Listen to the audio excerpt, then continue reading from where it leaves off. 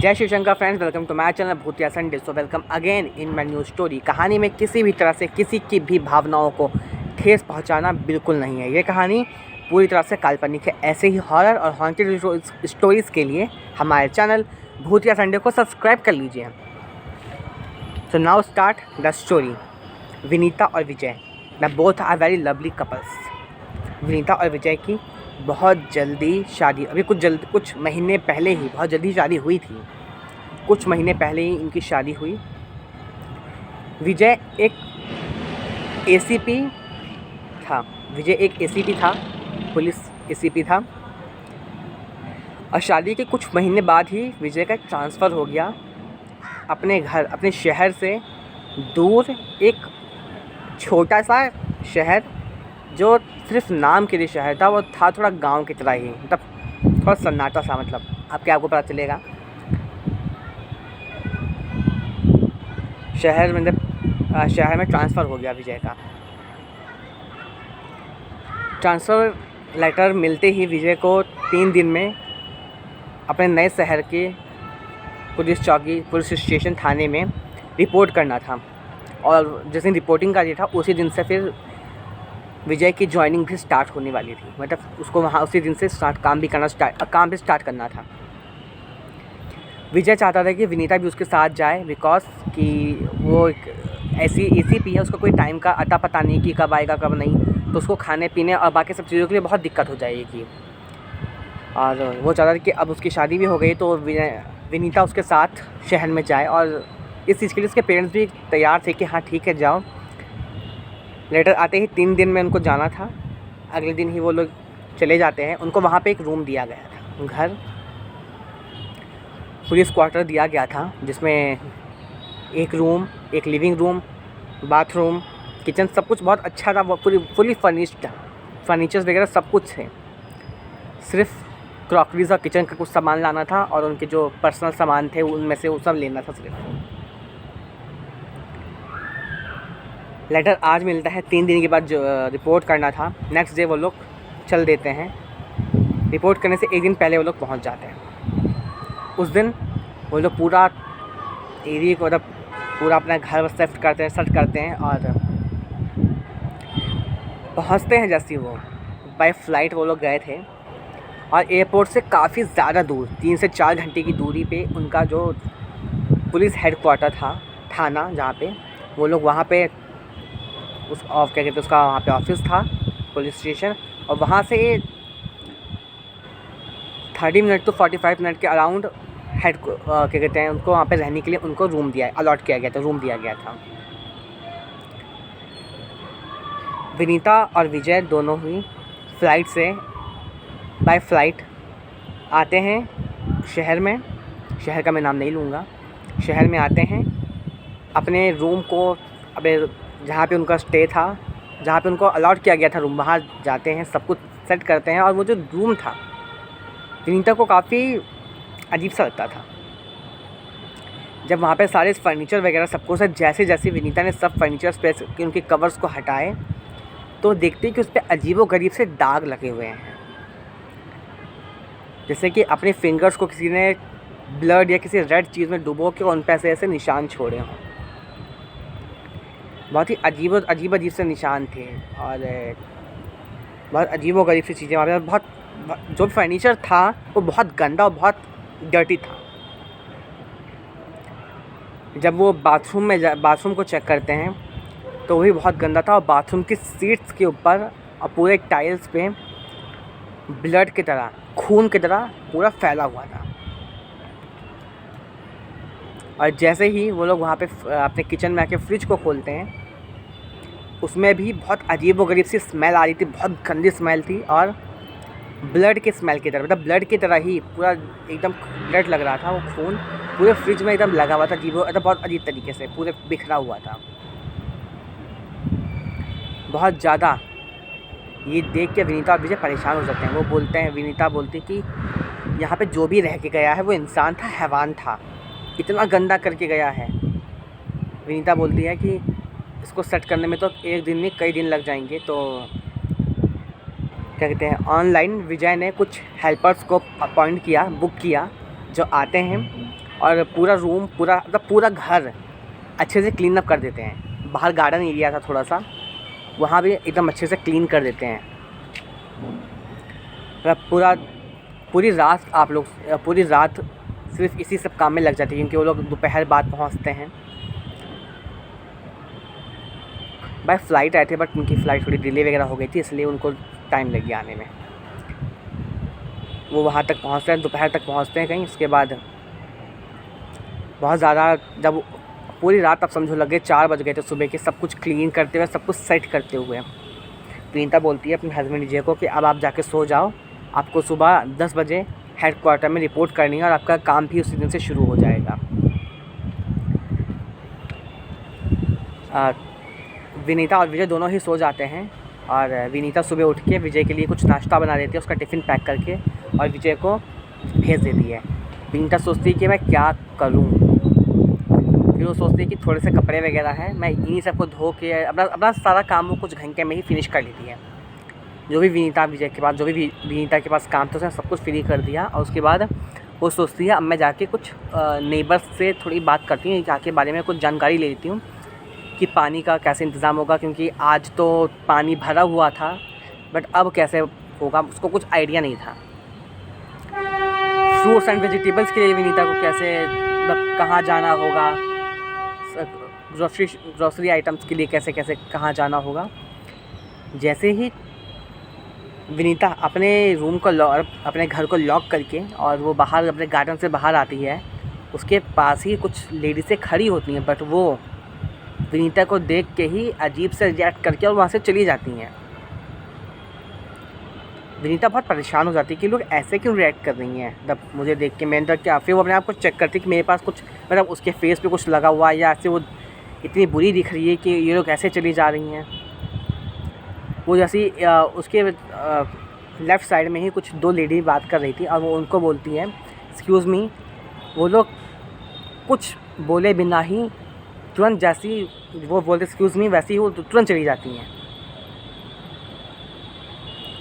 विनीता सोचती कि कैसे लोग हैंगे, कोई नया नेबर आया है और ये लोग मैं उनसे बात करना चाहती हूँ और ये लोग बात भी नहीं कर रहे हैं। वो सोचती है छोड़ो कोई नहीं। उसके बाद गार्डन एरिया में ही एक छोटा सा झूला भी था, वो विनीता वहाँ जाके बैठ जाती है झूले पे। थोड़ी देर में जब विनीता झूले पे बैठ जाती है, थोड़ी देर में एक बूढ़ी लेडी आती हैं जो विनीता को बहुत देर से घूर देख रही होती हैं। और विनीता फिर नोटिस करती है कि मुझे बहुत देर से देख रही है, और वो उठती है विनीता उनके पास जाती है कि अम्मा कि आप मुझे ऐसे देख रहे हो। फिर वो लेडी बोलती है, ओल्ड वुमेन बूढ़ी लेडी बोलती है कि हाँ बेटा मैं तुमको देख रही हूँ, तुम इस घर में रह रही हो कब से। फिर बोलती है अम्मा हम कल ही शिफ्ट हुए हैं और मेरे हस्बैंड एसीपी हैं और यहाँ के ही थाने में वो इनका ट्रांसफ़र हुआ है। वो लेडी बोलती है अच्छा ठीक है, अपना ध्यान रखना, बच के रहना, रात में सतर्क होकर सोना। वो ये कुछ शब्द बोलती हैं और तुरंत वहाँ से चली जाती हैं। और इन शब्द को ध्यान रखना, सतर्क रहना, रात में होशियार रहना, ये सब सुन के जो भी था उन्होंने बोला, विनीता ये बहुत परेशान हो जाती कि वो ऐसे क्यों बोल रही हैं कि ध्यान रखना, सतर्क रहना। वो काफ़ी देर से सोच रही होती है कि शाम हो जाती है और विनीता परेशान रहती है एकदम कि शाम कि ये ऐसे क्यों बोल रही हैं। इतने में विजय आ जाता है। फिर बोलती है कि विनीता बोलती है आप आ गए। बोलता है कि हाँ हम लोग कल ही शिफ्ट हुए हैं, तो मुझे आज जल्दी छुट्टी मिल गई, इसलिए मैं आज छुट्टी लेके आ गया जल्दी। तो तुमने कुछ कैसा पहले पूछा कि तुम्हारा दिन कैसा गया, यहाँ पे किसी से बात हुई, कोई नेबर आया था या कोई घर पे आया था। बोलती कोई नहीं आया। विनीता बोलती है कि चलिए मैंने अभी कुछ बनाया नहीं है और अब आप क्या खाएंगे बता दीजिए। विजय बोलता है अब रहने दो कुछ बनाना, क्योंकि तो वैसे भी तुमने सुबह तो बनाया ही था, अब हम लोग ऑर्डर कर लेते हैं बाहर से और फिर अब बनाना रहने दो, बहुत ज़्यादा टायर्ड हूँ मैं भी, कल से हम लोग ठीक से आराम नहीं किया, अब पूरा आराम ही करेंगे। विनीता बोलती है कोई नहीं मैं बना लूँगी। बता दूँगा कि नहीं कोई नहीं मैं ऑर्डर करता हूँ, कहते कि तुम सोच लो क्या ऑर्डर करना है, मैं थोड़ा फ्रेश होके आता हूँ। विजय अपने यूनिफॉर्म को चेंज करता है और फ्रेश होके जैसे ही बाहर आके सोफे पे बैठता है, विनीता बोलती है कि जो भी आपको मन करे वो बना लो, आप मंगा लो आप। विजय बोलता है चाइनीज़ की कॉन्टिनेंट। विनीता बोलती है आपको जो खाना है वो मंगा लो, मैं खा लूँगी। विजय ऑर्डर कर देता है खाना और अपना एड्रेस डालते ही आधे घंटे में डिलीवरी होनी थी। विनीता और विजय बात कर रहे थे और इतने में ही कॉल आता है विजय को कि आपका ऑर्डर आ गया है, आपके घर के बाहर रख दे रहा हूँ और आप आके ले जाइए। विजय बोलता है कि तुम ऐसे कैसे घर के बाहर रख सकते हो, तुम आके घर पे तो कि सॉरी सर मैं अंदर नहीं आ सकता, आपको अगर आपका ऑर्डर चाहिए तो प्लीज़ आप आ जाइए। मैं बिल्कुल नहीं आ सकता, मुझको थोड़ा जल्दी है sir, please try to understand, आप प्लीज़ आ जाइए। विजय बोलता है विनीता को कि अरे वो क्या कहते हैं, ऑर्डर देने वाला बाहर रख दिया है, मैं लेके आता हूँ, तो मुझे कपड़े दे दो। विनीता बोलती है कि कपड़े किस चीज़ के लिए, कहा कि मैंने एक बाहर लॉन्ड्री वाला देखा हैगा, मैं अपनी यूनिफॉर्म को उससे आयरन करवा देता हूँ, ताकि दे देता हूँ साथ में ही। मैं सोचा कि अभी मैं उसका नंबर लाना भूल गया, मैं तो वो आके ले जाता, मैंने ले जाता या मुझे देने जाना पड़ता, मैं कपड़े उनको देते हुए जाऊँगा। विजय अपना पार्सल उठाता हैगा और अपने यूनिफॉर्म को लॉन्ड्री वाले के पास लेके जाता है। बोलता है कि भैया इसको आयरन करके आप सुबह पहुंचा देना घर पे। वो बोलता है आपका मकान नंबर क्या है, वो वैसे ही बताता है कि आप मेरा घर नंबर ये वाला हैगा। वो बोलता है यहाँ पे। लॉन्ड्री वाला बोलता हैगा कि सॉरी सर आपको खुद आना पड़ेगा, मैं नहीं आ पाऊँगा। विजय बोलता है ऐसे क्यों भाई, ऐसे थोड़ी ना होता हैगा, तो पास में ही तो है, कितना दूर है, दूर थोड़ी, दूर तो बिल्कुल ही नहीं है। विनीता वो बोलता है कि सॉरी सर आपको खुद आना पड़ेगा। वो फिर बोलता है कि आप एक काम कीजिए सर, आप 5 मिनट वेट कर लीजिए, मैं आपको अभी दे देता हूँ करके हाथों हाथ। फिर बोलता है ठीक है मैं वेट कर रहा हूँ, आप उसको दे दो। वो कपड़े आयरन करवा के और तुरंत अपने घर चले जाता है। वो विनीता को बताता है, डिनर करते हुए बताता है कि ऐसा ऐसा उसने बोला। फिर बोलती कि आज मेरे साथ भी कुछ ऐसा हुआ हैगा कि कुछ लेडी ऐसे ऐसे बात कर रही थी और एक अम्मा मिली और उन्होंने ऐसे ऐसे मतलब उन्होंने बताया। फिर बोलती विजय सोचता है कि ऐसा, फिर कहता है कि चलो कोई नहीं, छोड़ो अब बात हो गई, अब सोचते हैं सुबह देखेंगे इस सब चीज़ के बारे में। फिर कहता है कि सुबह मैं आधे दिन तक घर पे हूँ, उसके बाद मैं जाऊँगा और फिर हम कल नेबर से भी बात करते हैं। विनीता बोलती है कि हाँ हमको बात करना पड़ेगा, क्योंकि कोई भी सब्ज़ी या कुछ भी नहीं है, फ्रूट्स वगैरह, कि हम कैसे काम करेंगे, जो हम अपने घर से थोड़ा बहुत लेके आए थे सिर्फ वही है हमारे पास। विजय बोलता है ठीक है सुबह हम बात करते हैं, चलो अब सो जाते हैं, आराम करते हैं। विनय और विजय, विनीता और विजय दोनों ही अपने बेड पे सो रहे थे और विनीता को कुछ आवाज़ आती है, जैसे कोई कुछ खा रहा हो और कुछ चाट रहा हो बहुत बुरी तरीके से। और सेम साउंड विजय ने भी सुनी। वो दोनों अचानक से उठते हैं, बोलते हैं कि तुमने कुछ आवाज़ सुनी। विनीता बोलती है हाँ, जैसे कोई कुछ खा रहा हो और बहुत अजीब तरीके से चाट रहा हो। विनीता बोलती है बहुत अजीब सा फील हो रहा है, मतलब ये आवाज़ सुन के। तो जैसे उठते तैसे आवाज़ बंद हो जाती है। बोलती कि यार जैसे उठे तैसे आवाज़ बंद करके चलो छोड़ो, क्या पता वहम हो हमारा, सो जाओ। जैसे ही फिर से लेटते हैं उनको कुछ टपकने की आवाज़ आती है। विजय बोलता है विनीता को कि तुमने कहीं का टैप खुला हुआ छोड़ दिया है। विनीता बोलती मैं तो कहीं गई नहीं, फ्रेश होने तुम ही गए थे, कि तुमने ना छोड़ दिया हो गलती से। बोलता है मैंने तो छोड़ा नहीं, एक बार चलो चेक कर लेते हैं। विजय उठता है और चेक करके कि यहाँ पे तो सब कुछ ठीक है। और लोग नोटिस करते हैं कि कंटिन्यूसली लगातार वो टपकने की आवाज़ आ ही रही होती है। विनीता सोचती है चलो छोड़ो रहने दो, अब मुझे नींद आ रही है बहुत तेज़, सब सो जाते हैं और जो होगा सुबह देखा जाएगा। जैसे ही विनीता और विजय सोते हैंगे वैसे ही विनीता के को लगता हैगा कि उसके आसपास कोई है और उसको कुछ टच कर रहा है, मतलब उसको कोई टच कर रहा होता है उसके पेट पर और उसके गर्दन पे और उसके पैरों। विनीता बहुत तेज़ से चौंक के उठती है कि कौन है।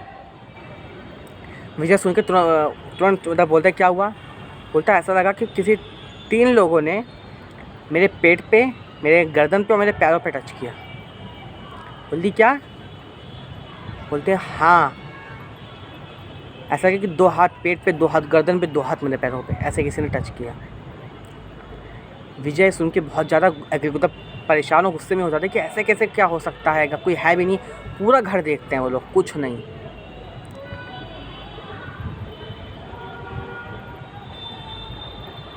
इसके बाद